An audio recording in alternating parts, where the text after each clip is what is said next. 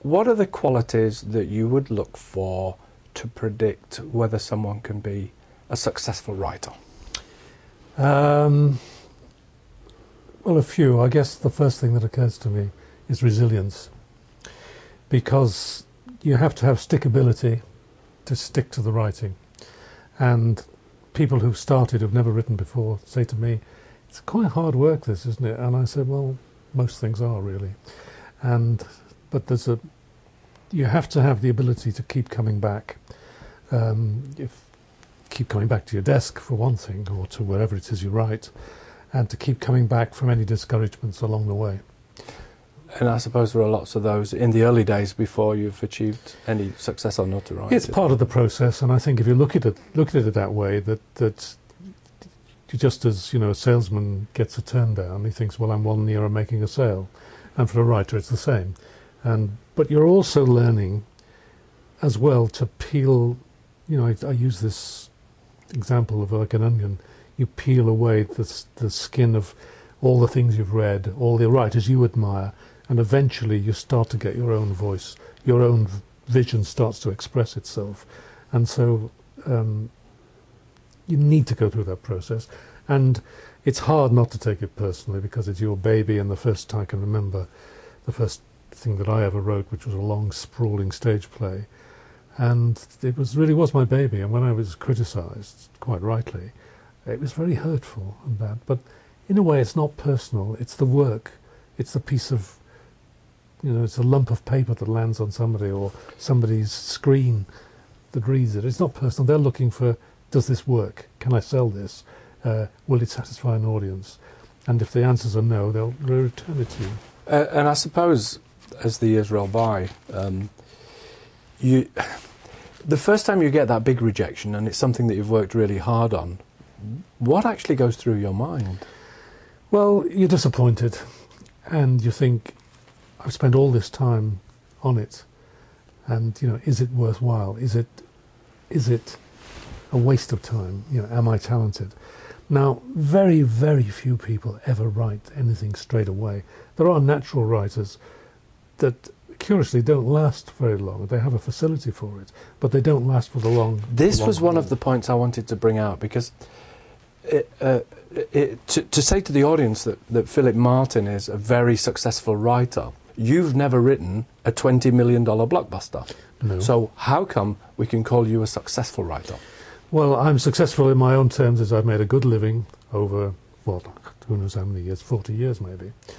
And I'm still writing, and I'm still selling, and I'm still getting checks in, So I've had a lot of other things. I've had the freedom in my life. I've been my own boss. I'm like an entrepreneur in that respect, is that I set my own things. And I've had a lot of enjoyment and exciting things in. The blockbusters are very nice, and they do exist, and people can do them. And curiously, at the back of my mind, I somehow think that I may still write one. Excellent. And it's not impossible, and I turn over at times, and I think, yeah, I'd like to have a go at that, and I will.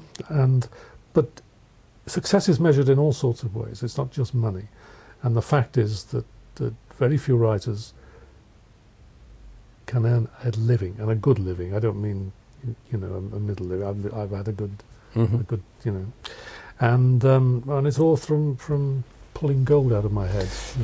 Oh, what a great phrase! I love that, pulling gold out of your head. So the first quality then you say is, I don't know, I'm paraphrasing, tenacity, or the ability to keep going. Yeah, resilience. When things get tough. Yeah, resilience. Yeah. Stickability. What else is what other natural qualities are going to help a writer? Well, you've got to have a good curiosity. Curiosity about people, curiosity about places, curiosity about situations. Just the general curiosity, if you like, about life, which actually fills in that. Because if you're not curious, you won't discover the gold to give to the audience, to give to your reader. And so you've got to have that curiosity. How do things work? What about if this? And if you are a writer, you'll have that. If you don't have that, you can't be a writer, really. You just can't be. So anyone watching this, presumably, will give it as a given that they are curious. In fact, they're curious enough to be here watching you. So, yeah, that's right, and yeah. curious to see how things work. Yeah. You know, Yeah. what can I learn off this guy, because he's been there. Yeah. You know, Yeah. But I think you just have to have that. This is what intrigued me when we first decided to do this series of videos. I knew that I could learn, because for those people that don't know, I'm interested in writing myself. I knew that I could learn more from someone like you, who's written in all those different areas and had success in a wide spread of areas, than I could learn from someone who's just written one blockbuster novel or series of novels. Yeah, in one niche. Yeah. And that's fine. And I mean, to some degrees, you talk about blockbuster. In some ways, I would have had more success had I concentrated on, because people never quite knew.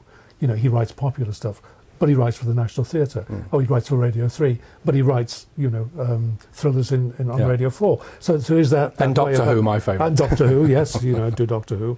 And I've written all sorts of things because that's just the way I am. I mean, and it's not something that people need to aim for. Yeah. I mean, initially, you know, I recommend that you concentrate on thing you're really interested in. If it's writing mysteries, fine. If it's writing comedy, fine. If it's writing, you know, a heavy, you know, novel about interior, you know, feelings and introversion, if that's your thing, that's your thing.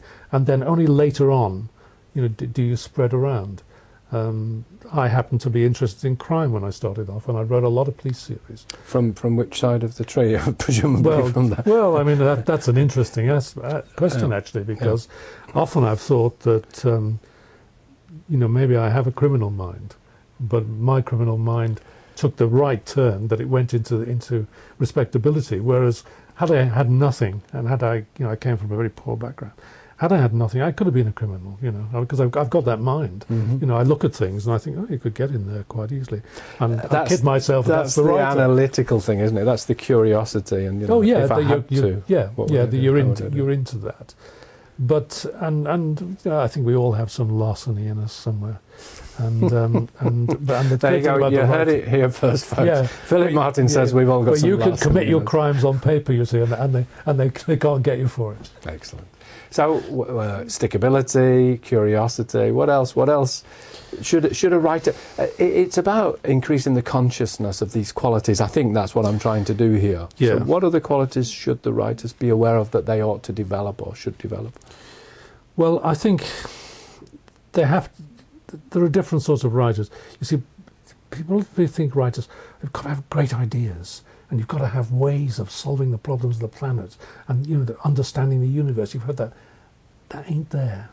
Often writers aren't that wonderfully bright and intelligent. What they are good at